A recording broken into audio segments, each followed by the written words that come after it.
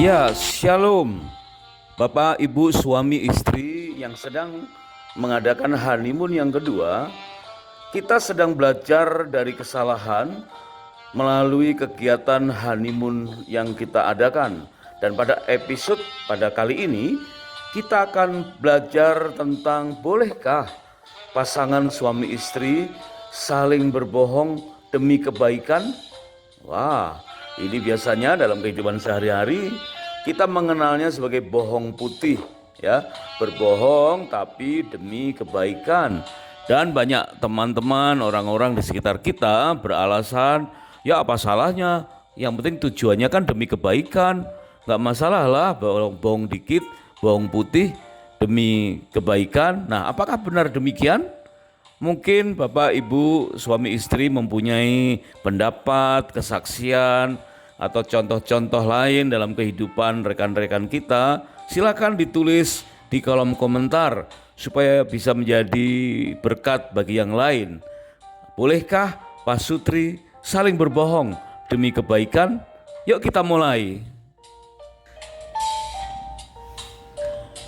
Nah, jika kita simak dari kitab Imamat, maka di dalam pasal yang ke-18 di situ dengan judul perikop kudusnya perkawinan. Berarti benar-benar di Imamat yang ke-18 itu Tuhan menuntut supaya setiap kita, pasangan-pasangan yang dalam Tuhan, memaknai pernikahannya dengan fokus demi kudusnya perkawinan. Kemudian Imamat pasal yang ke-19, judul perikopnya adalah kudusnya hidup. Nah, ternyata kita bisa lihat perbedaannya. Di pasal yang ke-18 kudusnya perkawinan, kemudian Imamat pasal yang ke-19 tentang kudusnya hidup. Kemudian Imamat pasal yang ke-20 judul perikopnya adalah kudusnya umat Tuhan. Berarti sudah lebih luas, bukan hanya kehidupan kita, ya, bukan hanya perkawinan dan kehidupan kita, tetapi sudah mencakup lebih luas, yaitu kudusnya umat Tuhan. Kemudian Imamat pasal yang ke-21 dengan judul perikopnya kudusnya para imam. Kemudian Imamat pasal yang ke-22 judul perikopnya kudusnya persembahan korban. Wow, kalau kita lihat atau kita perhatikan rangkaian dari pasal-pasal ini, dari Imamat pasal yang ke-18, 19, 20, 21, dan 22, ada semacam rangkaian atau tahapan-tahapan, di mana tahapan awalnya di dalam Imamat pasal yang ke-18, Tuhan menuntut pemahaman bagi kita untuk menjaga kudusnya perkawinan, kemudian kudusnya hidup, kemudian kudusnya umat Tuhan, kemudian kudusnya para imam, dan Imamat 22 kudusnya persembahan korban.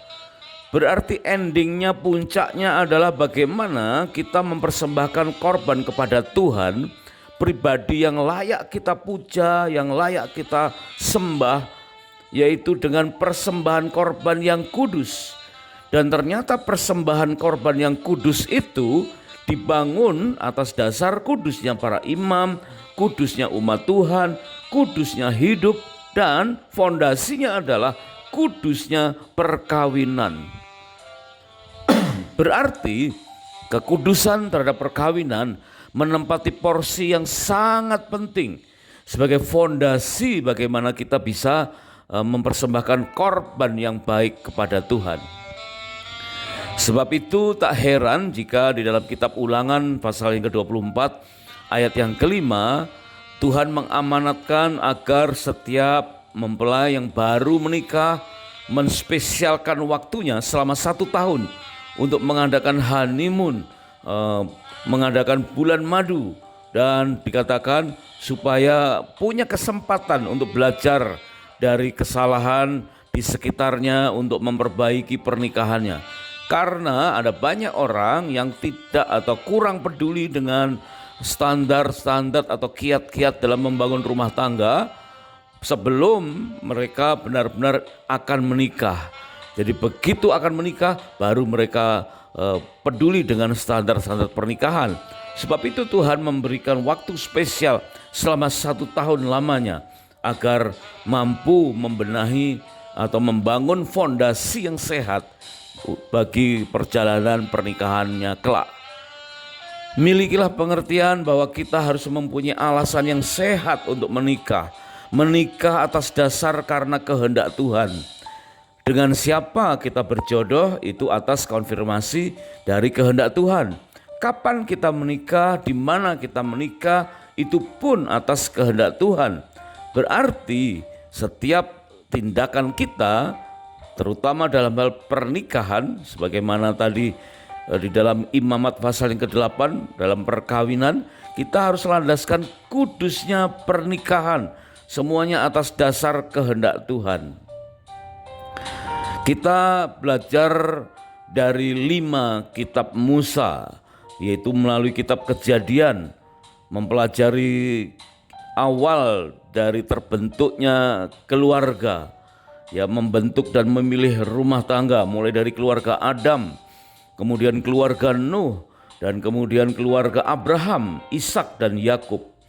Ada pengertian yang kemudian berkembang setelah kita menyelesaikan kitab Kejadian, kemudian masuk ke kitab Keluaran.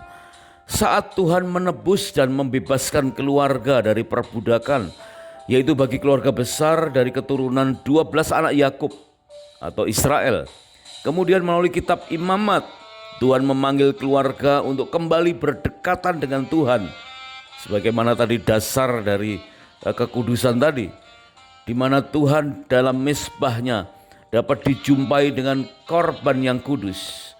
Kemudian dalam kitab Bilangan, Tuhan berbicara secara pribadi kepada keluarga agar setiap pribadi sanggup mengenali potensinya dengan benar. Kitab Bilangan bukan sekedar berbicara jumlah, tetapi potensi dari bangsa Israel. Kemudian kitab Ulangan atau kitab yang kelima, Tuhan memerintah ke dalam keluarga, membimbing keluarga untuk mendidik generasi berikutnya. Dan nanti kita akan menyaksikan bahwa dalam kitab Yosua, Tuhan memakai keluarga-keluarga bersatu padu untuk menaklukkan sebuah negeri yang berkelimpahan.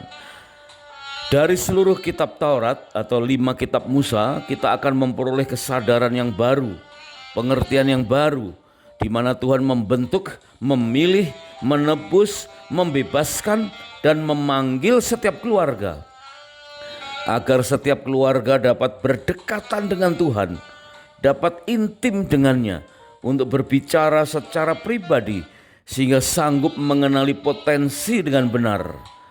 Tuhan memberi kuasa untuk memerintah dengan membimbing keluarga dan mendidik generasi berikutnya, serta menaklukkan sebuah negeri kelimpahan, Kanaan di zaman modern ini. Secara lengkap dalam suatu perikop-perikop nanti kita akan belajar dari Rick Warren dari Amerika dalam pengajaran tentang SHAPE, SHAPE, yang akan kita aplikasikan dalam kehidupan berkeluarga sebagai kehambaan, sehingga kita mampu mengenali potensi pribadi dan pasangan untuk saling melayani satu dengan yang lain. Masing-masing pasangan juga mempunyai bentuk atau style dalam potensi yang berbeda. Sedangkan kita juga mengenal satu nama lagi, yaitu Vilfredo Pareto dari Italia, yang memperkenalkan teori Pareto, yaitu bahwa hendaknya kita fokus pada 20% dari potensi rumah tangga kita yang kita miliki, sehingga akan menghasilkan 80% keberhasilan. Maka sangat disia-siakan apabila suami dan istri tidak mengenal potensi inti dari pribadi masing-masing, sehingga banyak waktu yang terbuang secara sia-sia. Kita akan dibawa ke dalam pengertian-pengertian baru tentang penyediaan Tuhan dalam pernikahan, yaitu suatu cara Tuhan agar kita mengalami keadaan yang mehodetobe, sungguh amat baik, dengan memilah segala sesuatu sesuai prioritas. Kita akan menjadi mempelai sebagai 2 pribadi yang utuh, dan itu semua terdapat di seluruh perikop nanti yang kita akan pelajari. Nah, seluruh kitab Taurat ini akan mengajarkan kepada kita, dan kita akan lihat bahwa Tuhan Yesus menggenapi itu semua, di mana ada satu contoh nyata dalam kehidupan Tuhan Yesus yang mengajarkan agar setiap pribadi di dalam kehidupan berumah tangga faham dan dengan mudah mengikuti setiap perintah Tuhan. Pernikahan adalah kesatuan dari dua pribadi yang masing-masing sebagai makhluk rohani yang berjiwa dalam tubuh yang bersifat sementara. Berarti ada 3 unsur, roh, jiwa, dan tubuh. Dan seringkali kita hanya fokus kepada unsur tubuh yang kita rawat karena terlihat, ya, kemudian kita mendapatinya pemulihan di alam roh pada saat kita beribadah, dan kali ini akan diperlengkapi dengan pemulihan secara jiwa karena kita harus menjaga kekudusan dalam pernikahan. Itu mencakup roh, jiwa, dan tubuh kita. Selepas dari pandemi yang lalu, walaupun ada beberapa yang masih menghadapi kendala-kendala, maka seharusnya kita memasuki era new normal tanpa mengabaikan atau tanpa mengorbankan faktor kekudusan dalam pernikahan. Apalagi dengan berbagai macam kendala yang semakin berat, ya, dengan berbagai peperangan bukan hanya secara rohani tetapi secara ekonomi yang terjadi akhir-akhir ini, maka kelenturan harus tetap berada dalam kewaspadaan, terutama ketika menghadapi kepalsuan dalam kehidupan. Kita perlu waspada, jangan sampai oleh karena beratnya persoalan maka kelenturan di dalam kewaspadaan itu tidak terjadi sehingga kita terjerumus kepada kepalsuan. Ada banyak aneka ragam kepalsuan yang akan mungkin terjadi, bahkan dengan begitu maraknya, dan hal itu janganlah dianggap sebagai sesuatu yang normal meskipun kita berada di era new normal. Tangkaplah makna kehidupan yang sejati di tengah-tengah penetrasi kepalsuan yang semakin merajalela. Sebab ada 2 macam kepalsuan dan yang menghasilkan 2 respon yang berbeda. Nah, mari coba kita berandai-andai atau belajar dari suatu analogi, ya. Ada analogi yang pertama. Analogi yang pertama yaitu ada sesuatu yang palsu tetapi justru diterima oleh sebagian besar orang. Apa itu? Yaitu tentang suatu makanan buatan, ya. Yaitu ini suatu contoh real. Yang pertama adalah adanya daging babi palsu yang dengan merek Omnipork. Omnipork ini hasil inovasi baru yang diterima oleh berbagai kalangan karena berdampak positif bagi kesehatan. Biasanya orang yang sudah cukup usia akan menghindari daging babi karena banyak lemaknya, ya, mengundang kolesterol tinggi. Tetapi Omnipork ini, ya, bukan daging babi asli, daging babi palsu dan rendah lemak, tidak menyebabkan tingginya kadar kolesterol. Daging babi palsu ini dikenal luas sebagai Omnipork, yaitu sejenis makanan olahan yang dikembangkan oleh tim peneliti dari perusahaan Kanada. Jadi ini sumbernya adalah ahli-ahli dari negara Kanada di utara Amerika.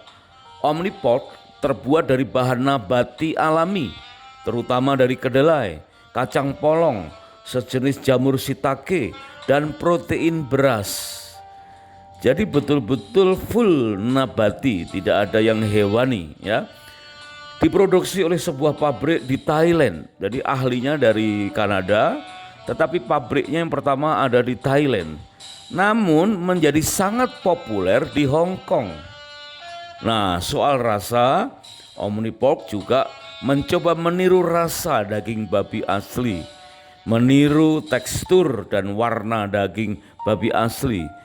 Sebab itu janganlah heran walaupun palsu tetapi diterima dan diburu oleh berbagai kalangan karena berdampak positif bagi kesehatan. Apalagi kaum vegan, ya, yang tidak makan daging. Wow, makan Omnipork ini serasa makan babi tetapi halal dan tidak menjadikan sakit. Kemudian kepalsuan yang kedua, mari kita perhatikan. Kalau tadi palsu tapi diterima bahkan diburu oleh banyak orang. Sekarang kepalsuan yang kedua yaitu cabai merah palsu. Kelihatannya sederhana nih ya, tapi pernah terjadi nih.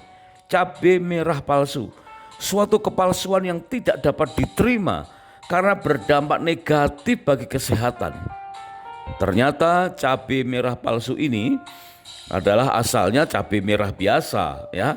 Ditemukan pertama kali di Pasar Wage, Purwokerto, Jawa Tengah pada hari Kamis tanggal 31 Desember 2020 silam. Wah, lagi marak-maraknya pandemi COVID-19 di seluruh Indonesia ya.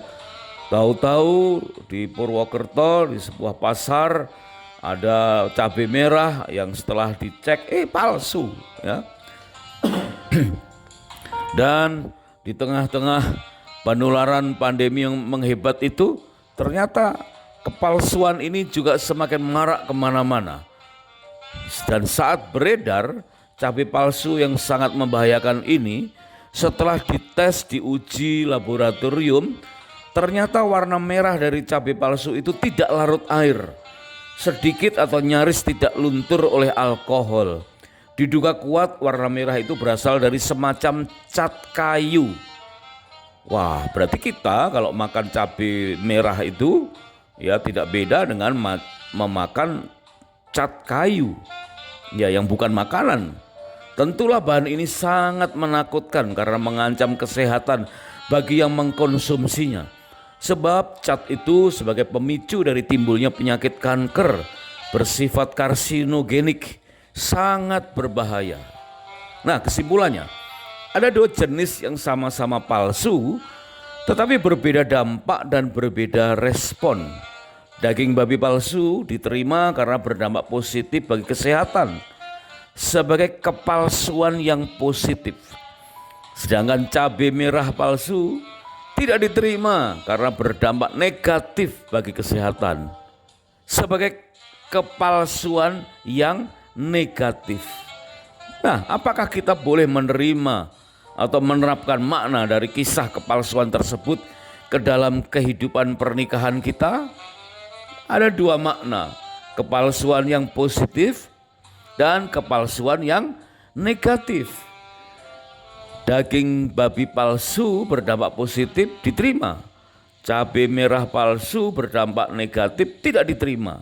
Nah, berarti ada dua makna, kepalsuan positif, kepalsuan negatif. Apakah makna dari kisah kepalsuan tersebut dapat kita terapkan dalam kehidupan pernikahan kita?